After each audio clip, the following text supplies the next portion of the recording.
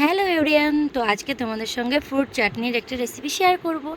জানি সবাই কম বেশি জানে, কিন্তু তবু ভাবলাম যেহেতু ঘরে অনেক ফল আছে, তো চলো একটা ফ্রুট চাটনি বানানো যাক এটা।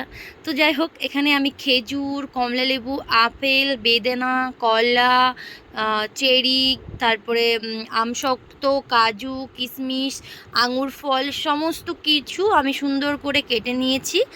আর এই যে আমসত্ত্ব এখানেও পরিমাণ মতন আমি চিনি নিয়ে নিয়েছি, কাজু কিশমিশ যে কটা ছিল আর কি, লেবুর রস, আর এখানে একটা মশলা বানিয়েছিলাম আমি।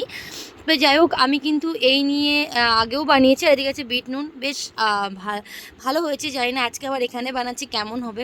তো চলো শুরু করা যাক। তো এখানে প্রথমে আমি গরম দেখে নিলাম কড়াইটা গরম হয়েছে কিনা, তারপরে আমি চিনিটা দিয়ে দিলাম। কম বেশি সবাই কিন্তু জানো, হ্যাঁ, তবু আমি শেয়ার করলাম যে তোমাদের সঙ্গে একটু। তো এখানে আমি জল দিয়ে দিয়েছি পরিমাণ মতন, যতটা আর কি আমার ফলে লাগবে সেইভাবেই তোমরা দেবে। এই যে এখানে জলটা যখন মানে জল আর চিনিটা ফুটে এসছে, তখন কাজু কিশমিশটা দিয়ে দিলাম, যেহেতু এইগুলো একটু সিদ্ধ হতে টাইম লাগে। আর আমসত্ত্ব আর খেজুর এগুলোকে আমি দিয়ে একটু ফোটাবো আর কি, যখন এগুলো গলে আসবে।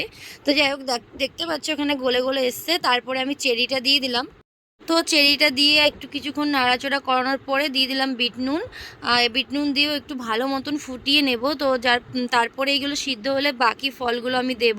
দেখো, আমি কিন্তু যেমন পারি ঠিক তেমন করে বানিয়েছি, আর সেটাই তোমাদের সঙ্গে শেয়ার করছি। আশা করি ভালো লাগবে। তো গ্যাসটা এই মুহূর্তে আমি একটু বন্ধ করে দিলাম, কারণ এরপরে বাকি ফলগুলো মেশাবো। তো তার আগে লেবুর রস দিয়ে দিয়েছি। লেবুর রসটা দিলে আর কি স্বাদটা ব্যালেন্স করে আর কি চিনিটাকেও।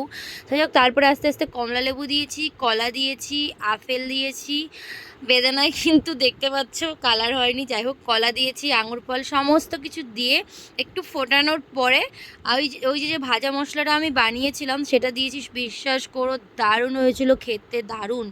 তো যাই হোক, বাড়ির সবাই তো ভালোই বলেছিল, আমার বরমশাই একটু বেশি ভালো বলেছিল। তো চলো টাটা, পরে